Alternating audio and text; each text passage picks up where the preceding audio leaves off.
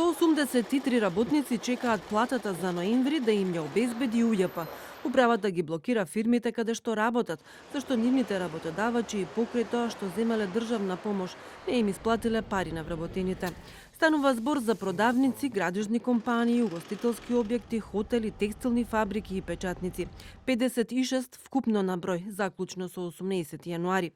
Од УЈП велат дека со присилна наплата од трансакцијските сметки ќе бидат исплатени бруто платите, односно придонесите за здравствено и пензиско осигурување, нето платата и данокот кон државата. Носителот на платен промет е должен да ги задржува сите приливи на сметката на должникот, се додека да се собере вкупниот износ кој е предмет на присилната наплата.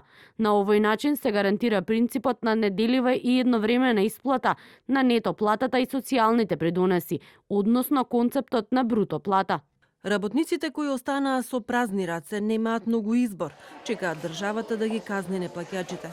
И покрај злоупотребите, помошта за плати и понатаму ќе легнува на сметките на работодавците, наместо кај работниците, како што бара синдикатот. За промена треба да се смени законската регулатива, а за сега нема таква најава од власта. Неколку стотици фирми не исплатиле плати уште од пролетта кога и започна кризата.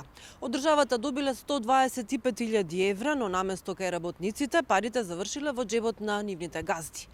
За нив се бара кривична одговорност од обвинителството. Паралелно со процедурите во обвинителството, согласно Законот за финансиска поддршка, за овие компании следат глоби кои се скалести, по зависност од големините, од 500 евра за микро до 10.000 евра за голем даночен обврсник. Освен казните, државата годинава назад ќе ги бара и парите од државната помош, но која фирма колку пари ќе врати, ќе зависи од финансиските резултати што тие ќе ги прикажат за 2020 година. Се очекува најголем дел од компаниите да не ги вратат, зашто имаат лоши биланси. За првите 3 месеци, односно за април, мај и јуни, државната помош нема да се враќа доколку фирмите ги инвестираат во опрема и обуки за вработените. Бизнисот очекува субвенциите за плати да продолжат и годинава, со петиот пакет економски мерки.